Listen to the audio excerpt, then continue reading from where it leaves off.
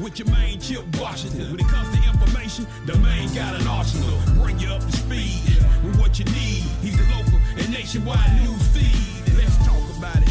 Dialect to do something about it. Chip got the flow wide open if you got questions about it. Man, it's the show that brings you to your raw. To solve all problems, it starts with real talk. Real talk. It's real talk. It's real talk. It's real talk. It's real talk. It's real talk. It's real talk. It's real talk. It's real talk. It's real talk. It's real talk. It's real talk. It's real talk. It's real talk. It's real talk. It's real talk. Yeah.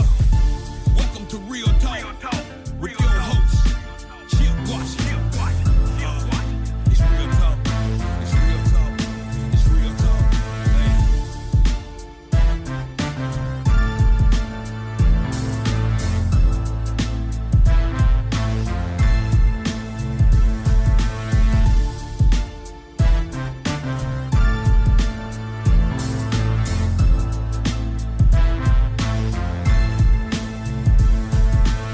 And here we go on this Monday evening in the city. A very, very hot day leading to a very warm night. But nonetheless, we are here live in person, back in the air chair for an all new and live edition of Real Talk Memphis. I am your humble host. My name is Chip Washington. Glad to have you along for the ride for the next hour. And listen, you might as well sit back and get comfortable in an air-conditioned space because it is way too hot to be outside, as many of you found out earlier today. This is we're under a heat warning, which means heat indices anywhere from 110 to 115 degrees. And it is no joke. That sun is very dangerous, and you don't have to be outside in direct sunlight long with these type of temperatures to get sick. So I would advise you, if you don't need to stay out for long periods of time, please don't do that. And if you have to be out for a little bit, make sure you rehydrate. Drink plenty of water. And of course, when you sweat out nutrients out of your body, and so you can replenish those by drinking some Pedialyte or some Gatorade or something along that level. But again, it's way too hot to be outside in all of this heat, and it looks like we might get a slight reduction in temperatures Wednesday, Thursday, but right now we're talking about temperatures in the mid to upper 90s. I even saw a 99 here the next day or so. So yeah, this is no joke, and I want everybody to be safe. So as I said earlier, welcome to the big broadcast tonight. We have a great show on tap for you, but for those of you who don't know how you get this fine piece of radio broadcasting, let me tell you. Well, we're live on 91.7 on your FM dial. That would be WYXR. We are also on the WYXR app. You can find us on the TuneIn app. We are live streaming the show tonight on Facebook, so you can go to my page and you can watch the show live if that is what you choose to do. And we are a podcast, which means you can hear us anywhere in this country you choose to, depending on your whoever it is that you like to listen to your podcast from. Once they post the show in the next day or two, it will be available on all podcast broadcast sites. So there you go. We try to make it as easy for you as possible in terms of all of this. So let me quickly run down the guest list this evening. We have a reschedule from last week. Shelby County Sheriff Floyd Bonner, we couldn't make that work last week, so he is in studio with me right now, and he'll be on in just a couple of minutes. So he's my first guest, and then a little bit later on, we will be talking with Marquell Bridges, and Marquell is a national community organizer, and I wanted to talk to him because he's involved in a lot of cases that are happening in around the country that people may not be getting the type of justice some folks seek. So he is one to be involved in that, and he is pretty closely tied into what happened in Senatobia with the 1-year-old baby and Cohen Wiley. So we're going to talk to him a little bit about all of that a bit later on in the broadcast. And we also have Sam Hardiman. He is a reporter from the Daily Memphian. He should be joining me At the bottom of the hour, he has been reporting extensively on the doings at Memphis City Hall, in particular about a city councilwoman who may be finding herself in trouble. We don't know about all of that, but we'll find out what he knows about it coming up a little bit later on in the broadcast. But before we move forward, let's do a quick birthday shout out. We always like to recognize folks on their birthday, but I can't do that until I say, hit it, Brent. Happy birthday! Happy birthday. Happy birthday going out to the following folks. Alan Crone, I know him. Happy birthday, Alan. Jackie Woods Johnson, I know her. Happy birthday to you, Jackie. Stacy Donovan, I know her. Happy birthday, Stacy. Happy birthday also to Wesley Parks, Brenda Kiles, Cheryl Jones, Emily Joe, Julia Graves, and Kenneth Boykin. Happy birthday to each and every one of you. I hope today has been filled with fun and laughter. And happy birthday from all of us here at Real Talk Memphis. And we hope to be with you next year for your next trip around the sun. Thank you. Okay, so let us. We're gonna forsake some of the news and notes this evening because, as I said before, I have a special in studio guest with me. He is none other than the Shelby County Sheriff. His name is Floyd Bonner, and my friend, it is great to see you. How you doing tonight? Great to see you, Chip. Sorry about the technical difficulties last week, so I decided to come in person. Well, it's good to see you, man, and I think it's probably your first trip here. Yeah. So, you're outgoing now. You're coming into the last few weeks. You've been a two-term sheriff for 8 years. You have been in the law enforcement community about 4 decades plus. Am I right about that? Don't make it sound so old, I'm Chip. just saying, 46 years. 46 years. That is a little bit of time. And, of course, you come to this very honestly. Your father, who I just thought was a wonderful human being, he was in law enforcement. Absolutely. And he was the first. What was he? He was the first. He was in the second class of the African Americans that were hired at the Memphis Police Department. Okay. And so was very proud of my father, and he meant a lot to me. I know he did. And he was a wonderful guy. So we fast forward. Your career spans, as you say, 46 years. You've been the sheriff of Shelby County for the last 8 years. First and foremost, do you remember what the deciding factor was when you were thinking about running for sheriff after Sheriff Oldham? What was was it just time or what was it there? Well, it was timing at that particular time, but also Sheriff Oldham and I had, as you know, I was his chief deputy. I do know that. Number 2 guy, and we were sitting in his office one day, and he suggested to me to run for sheriff. And what really kind of took me over the top is when he said, you know what, if you run for sheriff, I'll publicly endorse you.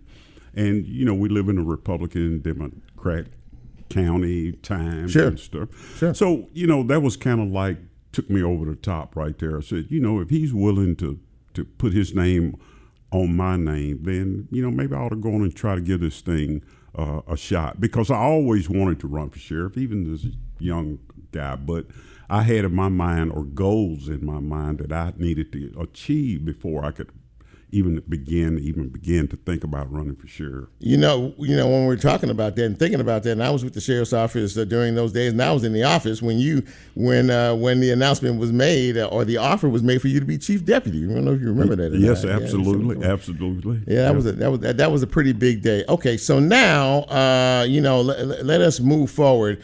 And before we get to what is happening today, in terms of the jail and the building and the whole 9 yards, you have to, in a position like yours, you have to wear many hats, and you have to be pretty diplomatic when you're dealing with so many individuals, county commission, and a lot of other folks that factor into these conversations. And it's tough on a daily basis to manage as many people as you do. But if you had to assess what this last 8 years looked like under your command, under your leadership, where are you leaving it? Well, that's hard to assess 8 years. It's kind of like a blur in some senses because it seems like it's gone by so fast. Mm-hmm. I've tried to be a sheriff that would be out in the community where people can see me, touch me, and even talk to me and talk to me about things.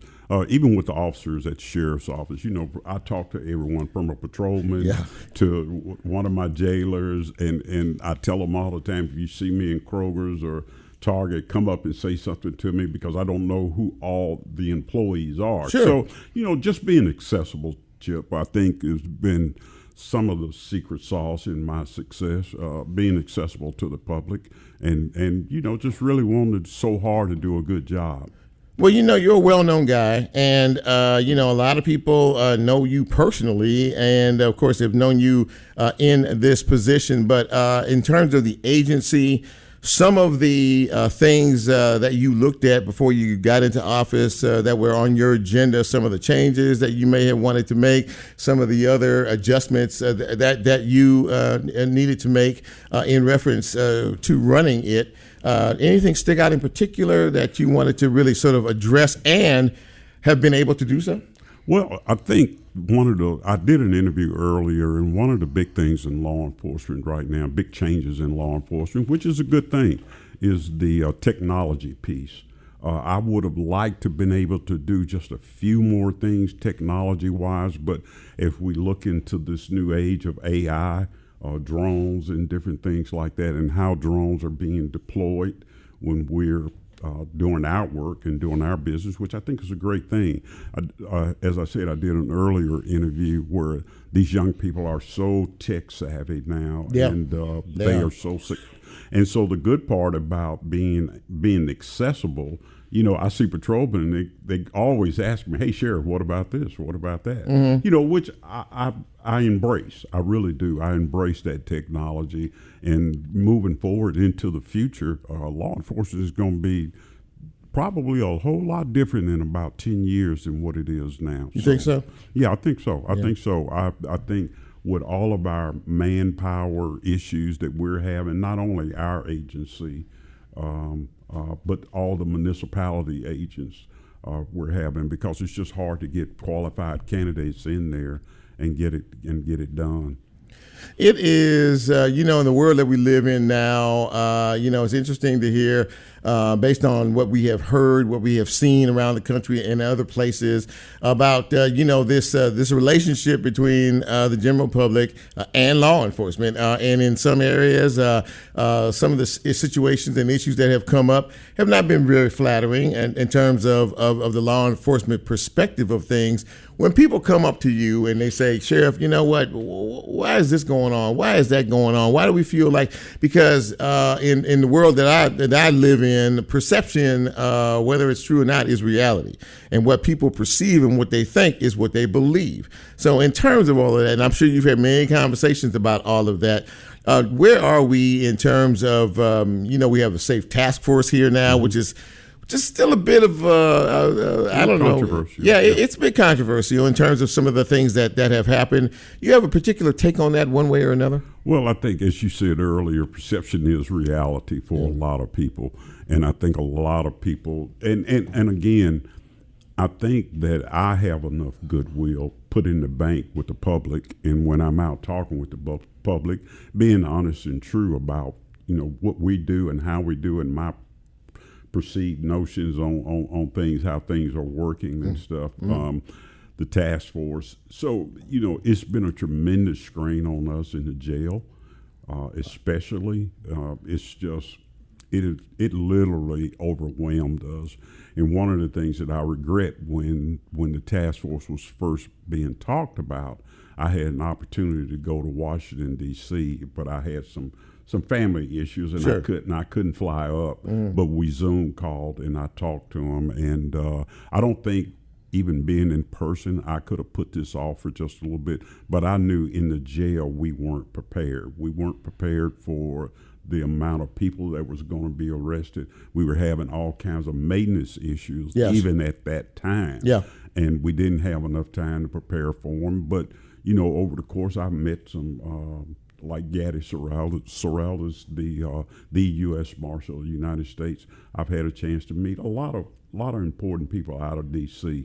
But when the public really just don't know all the behind the scenes stuff, that I went through, that my agency went through, in talking with D.C. and talking to U.S. senators and congressmen. And it's a lot, Chip. It really is. A lot of conversation. I would imagine so. And this just seemed to come direct from the pipeline to the White House, to the governor, and then it was just like, okay, we're going to do this, and this is what we're going to do.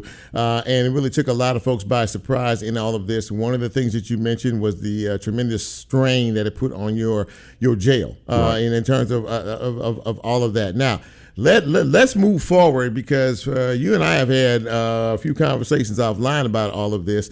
This jail is I don't know how you're holding it up. I mean, it is old. Bubble gum and duct tape. There you go, man. And it's been like that for a very long time. You've had to battle through this with the county commission, with the Shelby County mayor, and a lot of other folks in terms of all of this. How much longer, and I don't think I've ever asked you this question, but how much longer do you think, as it is now, that structure it is now, to be held up? That's a very good question.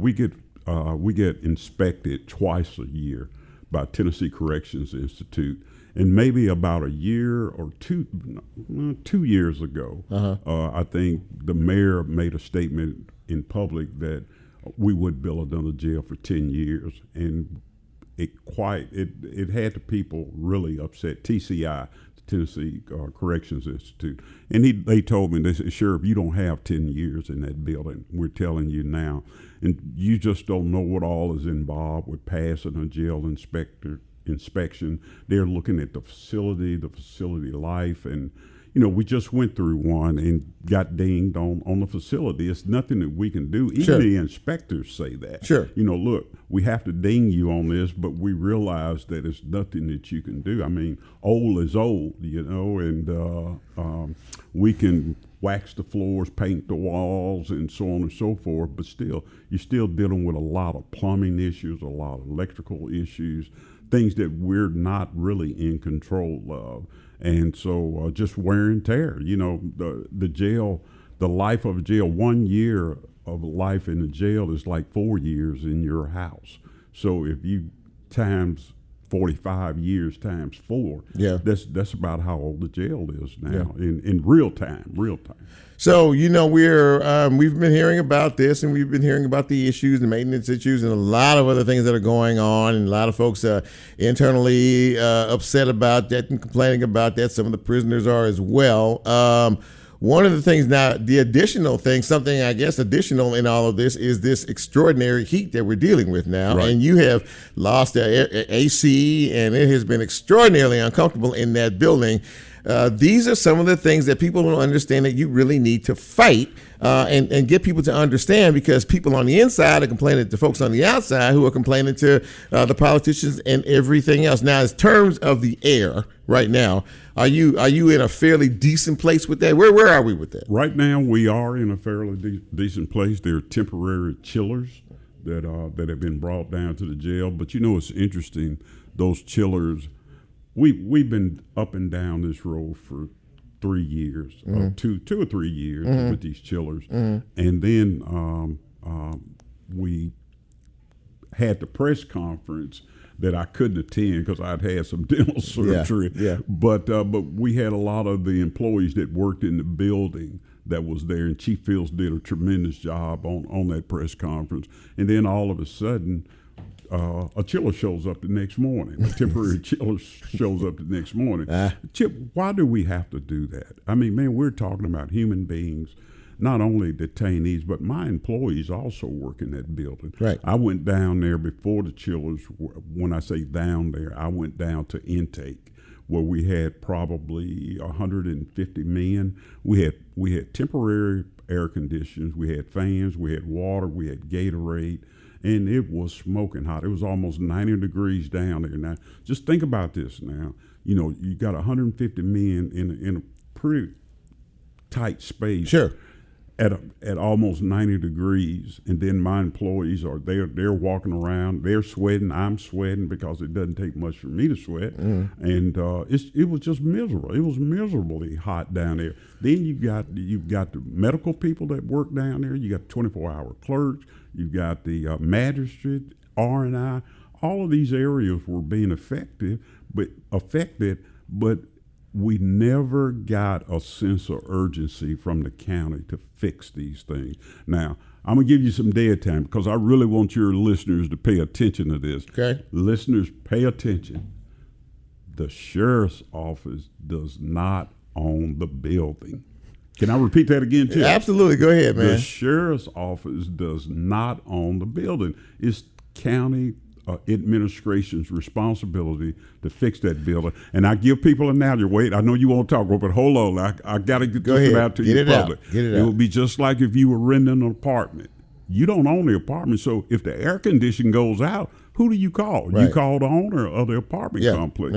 Well, it's the same way with the jail. The sheriff's office doesn't own the building, so when the air goes out, we call the owner, the county commission, and the county mayor, and ask them to come fix it. But we never got a sense of urgency until that press conference came. You know, that to me, in and of itself, is very interesting with some of the issues that you have now, and even before that. There are a lot of maintenance issues, a lot of things that were going on in reference to it. And again, ladies and gentlemen, as the sheriff just said, they don't own the jail. That is a county facility overseen by the county commission. And I'm trying to figure out how I want to ask this question, but in reference to the cooperation, shall I say, of the individuals on the county commission, understanding the needs, the very serious needs of you as the sheriff trying to run this facility, where is that? Now, we know that you and Mayor Harris, aren't necessarily the best of friends when it comes to all of this, but in terms of the overall understanding of what needs to be done, where's the county commission? Well, I think Chip, you asked a fair question, and when you say the overall, and I think that's what the public is missing or they don't understand. The overall, the commission is scrapped, or the county is scrapped from money. Okay, it's a tight budget. There are a lot of needs, a lot of infrastructure issues that we have, not only with the jail, but even juvenile court buildings, some of the other buildings, county-owned buildings, falling apart. The buildings are falling apart. Yeah. And unfortunately, we have done nothing that I know of over the years to upgrade, maintain, even look to the future as to what these buildings going to look like 10 years down the road. I mean, it should be some planning being done right now, saying that, okay, how do we upgrade these county buildings? How do we get our people that's working in really some tough situations? Remember when juvenile court building was closed because of mold? Yes. I mean, so these structures need constant maintenance. We're going to put money into bad buildings. I had to get the doors went out in the jail, so we had to get new doors. So that was $18 million that we had to wind up spending just to fix the doors. The county commission voted to approve for us to spend. So again, I want to give them credit because it is their building. Give them credit to that because they did give us the money to fix the doors in the jail. But you're going to keep pouring money. It's going to be like in the black hole. It's just not going to. You're not going to realize the bang for your buck because again, you're still dealing with right now a 45-year-old facility that, as years go on, 46, 47, 48. Sure. It's not going to get any better. It's nothing that you can do. Now, I've heard some people talk about, you can rehab it. Chip, we got a little over 2,700 inmates. Where am I going to put 2,700 inmates to redo that building? That's not in this world, not in this lifestyle. It's not a facility in the area. I've got some prisoners in state facilities right now, and the states are pre-trial. The state was gracious enough to house some of our prisoners there. We've got some out at the correction center, close to 200 out there. So really, we got close to 3,000 prisoners in a 2,400 bed facility. Wow. So, we were able to move some to, like, as I said, to a state facility Sure. and out to correction center. But where do you move that many people while you try to rehab that building? It's impossible. It's leaking. It's water. The plumbing is just horrible in the building. Now I know you, and I know your heart, but I'll just ask this final question. Now there's going to be an administration change. We're going to have a new county mayor, and you're going to have a new sheriff of Shelby County. So what advice would you give, either or especially the new incoming sheriff of Shelby County, in terms of where things are right now and how one needs to approach this moving forward? Well, I think you got to stay the course right now. You got to get the elephant in the room, which is the jail. I spend so much of my time each and every day, each and every week, just on the jail itself. Now, you can't forget about the citizens we serve in unincorporated Shelby County and the partnerships that we have with other law enforcement agencies, right, all in Shelby County. Right. You can't forget about that. But I tell you, stay the course on the jail.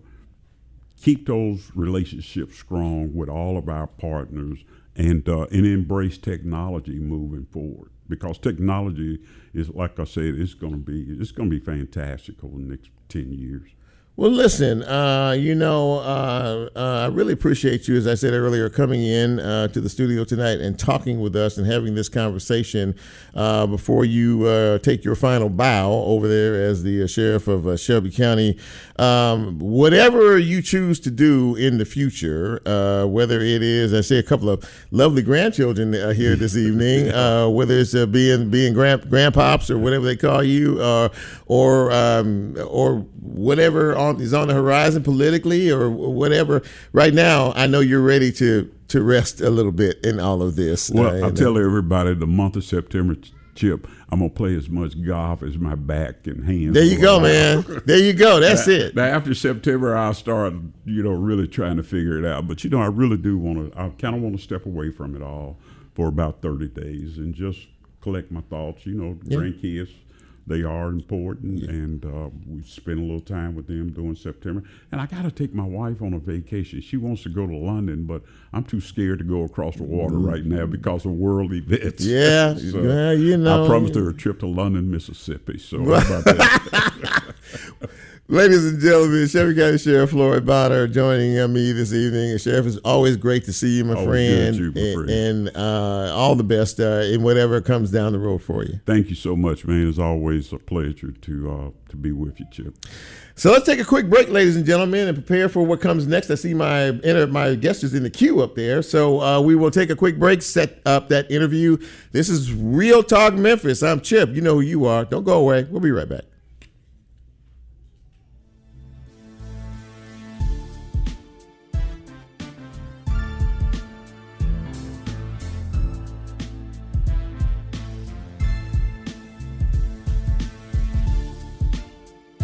If you like Real Talk, here's a way you can get involved. Do you have a show topic idea or suggestion? Want to be considered a guest or have a guest idea? Then send Chip a message on his Real Talk show page and you can be a part of the Real Talk experience. So as he always says, go out and tell somebody. We'll be right back.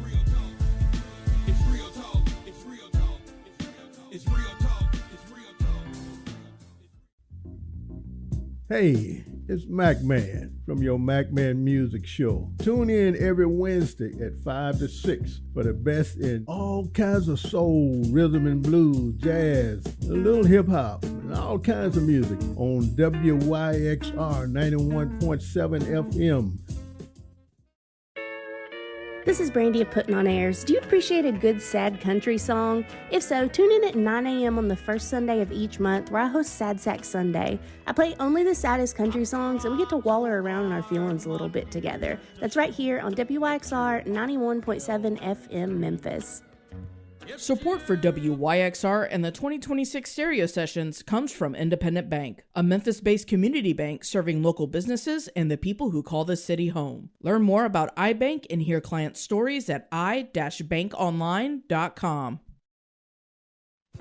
Yo, this is Devin Germain from the Audio Box. Tune in every Friday from 1 p.m. to 2 p.m., where I play a lot of recent releases as well as retro music on occasions, only on WYXR 91.7 FM. This is Tim Prudhomme asking you to join me and Steve Shelley for the new Untitled show on WYXR FM every Monday night from 9 till 10 as we celebrate the history of recorded music.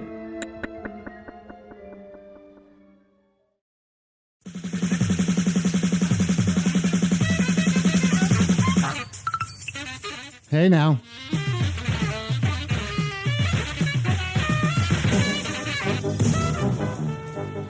It's your pal Robert Gordon from Tuesday Afternoons at the Idle Hour.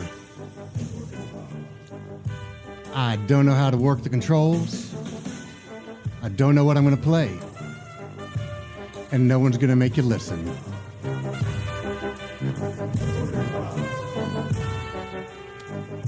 See you there.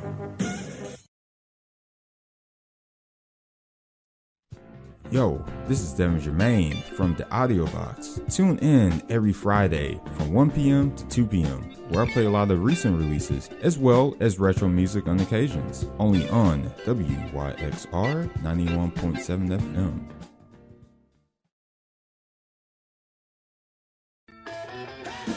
This is Lulu with Cake Effects. Tune in every Saturday morning from 8 to 9 a.m. on WYXR 91.7 FM, where we play everyone who had a birthday that week. Hello, friends. Are you craving a soundtrack for the supernatural? The Witching Hour is your answer. Tune in every Monday, 11 p.m. to midnight. Lock your doors, dim the lights, and let the music summon the spirits. Only on WYXR.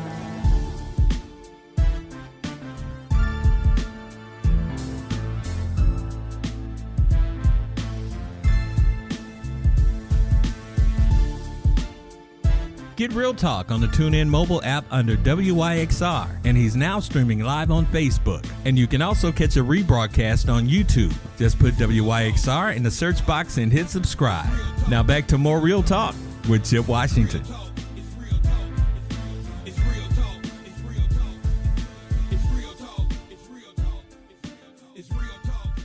And welcome back to Real Talk Memphis on this Monday evening in the city. Chip with you. And, we have seen and we've heard a lot about incidents, the various incidents that have happened across this country involving young folks. And the one thing that has always been a problem in terms of investigations is that they seem to take an inordinate period of time. And that is why it is wonderful to have organizations like a gentleman who is joining me now that are in the battle and in the fight every day to try to get justice and try to, really keep a conversation going that may not necessarily be one that we don't hear a lot about. My next guest falls into that category.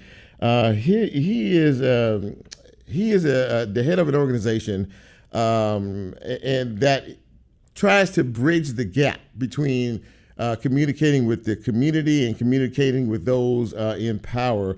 Please welcome to the show Marquell Bridges. He is a national civil rights activist, and I reached out to him because I wanted to talk a little bit about the Cohen-Wiley case in Senatobia. But Marquell, it's great to see you. Great to have you, man, and welcome to Real Talk Memphis. Thank you, and man, thank you, Brother Chip, for occupying this space and having me. Well, so for those of us who may be listening, or folks may be listening, may not have heard of your organization. Tell us a little bit about it and why you decided it was so important to get off the ground. Got you. Thank you. So I'm the president. My name is Marquell Bridges. I'm the president and founder of the Building Bridges Coalition. It's a national grassroots organization who is not funded. We go in our own pockets and support our own people. We don't accept donations. We don't take donations.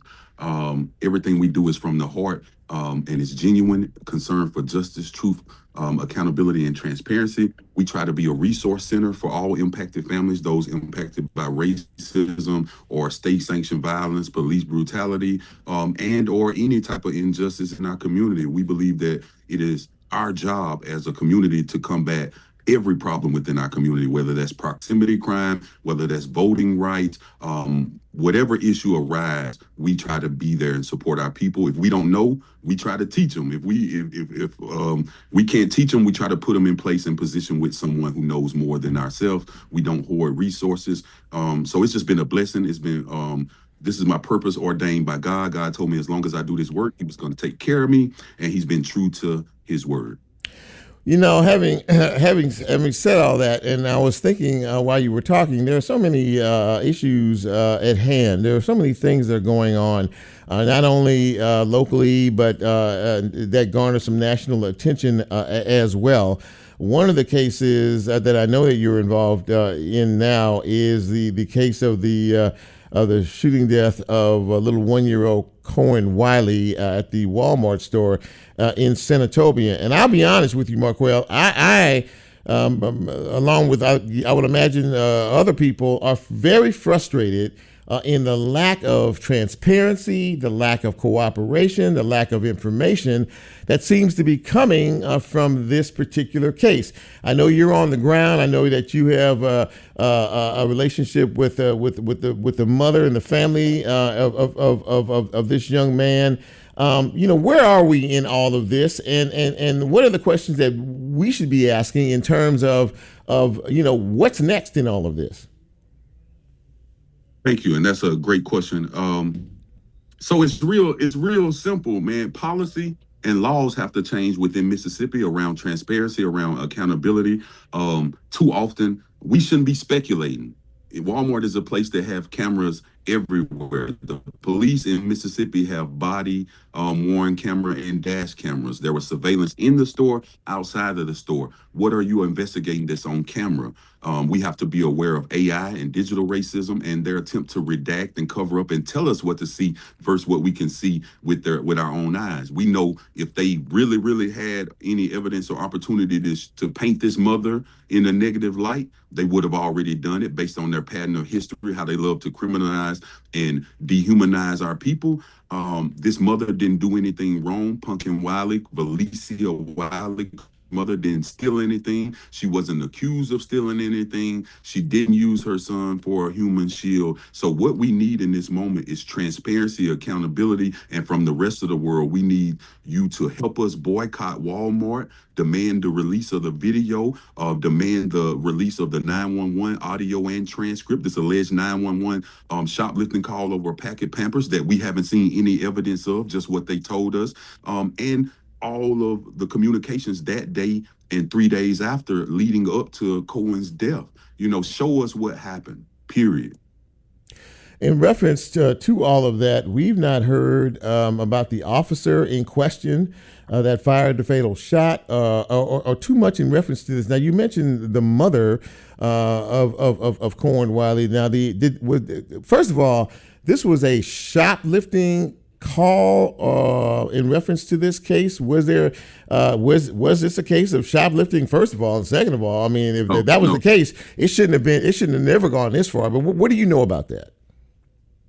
So I know both, and by the people's investigation, and I just got to give glory to God for it. You know, it's always good when the information that's coming from the community, you can deem it to be true. When the information coming from these families, you can deem it to be true. So that's what we do. We do a thorough investigation. We're not there to stir things up. We're to get to the truth. So what we've been able to find, I'll start with this racist, bigoted officer, Hunter Foster, who killed baby Cohen.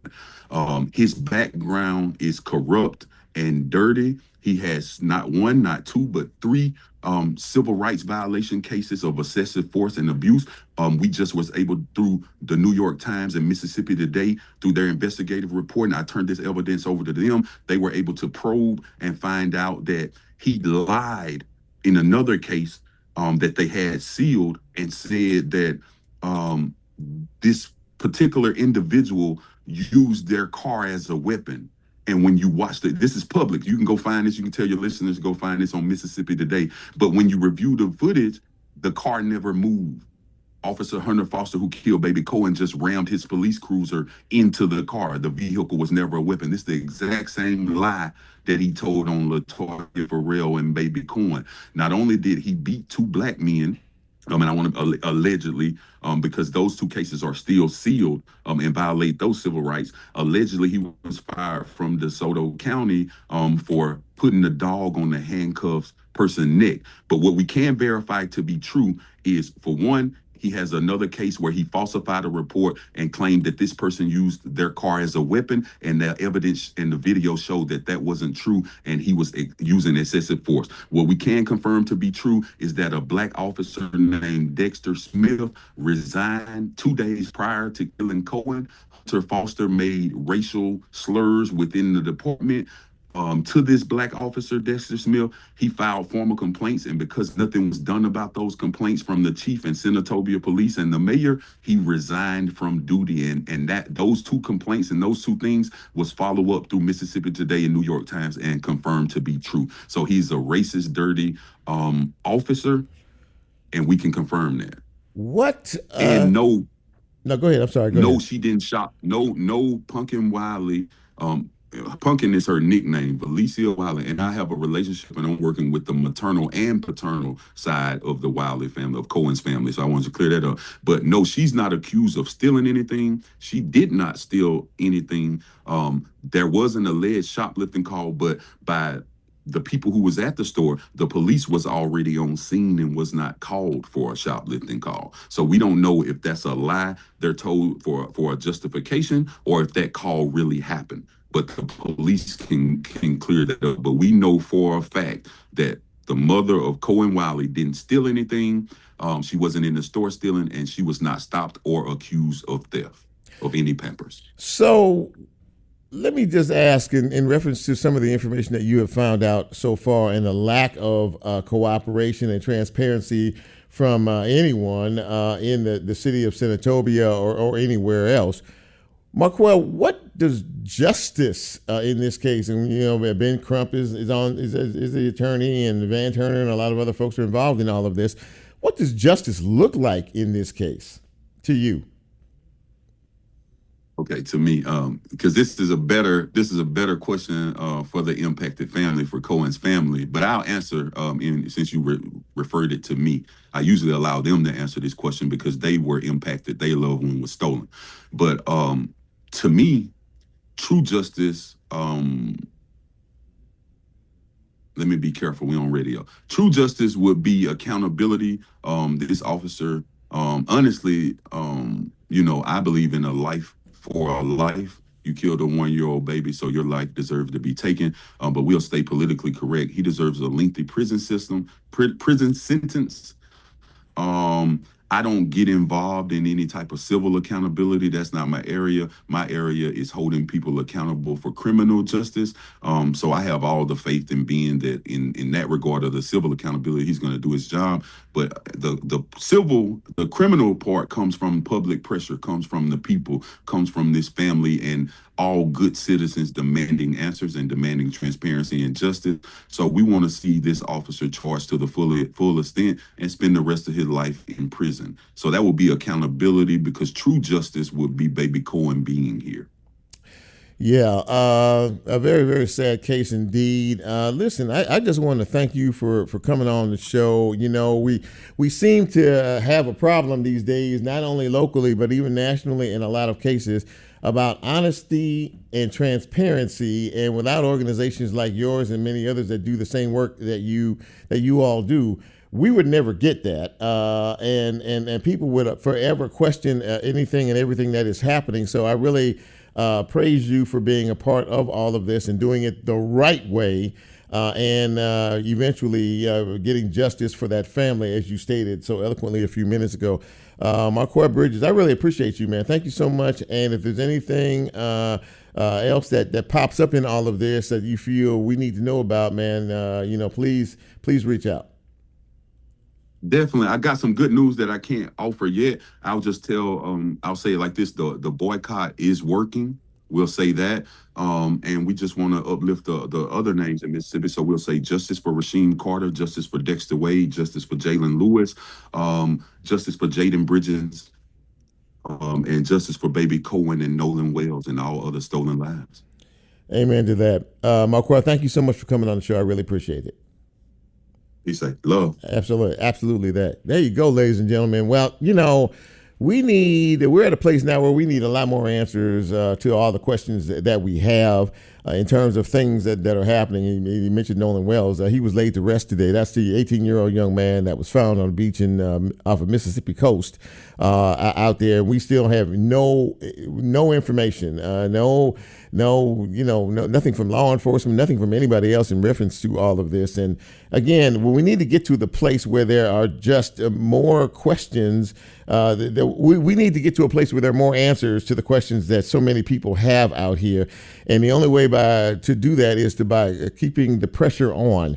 You have to hold folks accountable to situations. You have to, and if someone is involved in situations like this, they have the obligation to be able to tell the truth without any hesitation, regardless of whether it makes you look good or makes you look bad. Answers to situations like this have to be addressed by other individuals who are involved as intricately as they are in this Cohen Wiley case. We'll keep a pressure on from this angle. I'll keep asking the questions every week. I mean, we're not doing the job that we need to be doing out here, but we need to be asking a lot more. By the way, before we go, early voting has started, and we have seen almost 9,000 people in the first couple of days go to vote. That's a good number. That's a good start to all of this. These elections are so critically important. You really need to, be involved in the process of going and voting.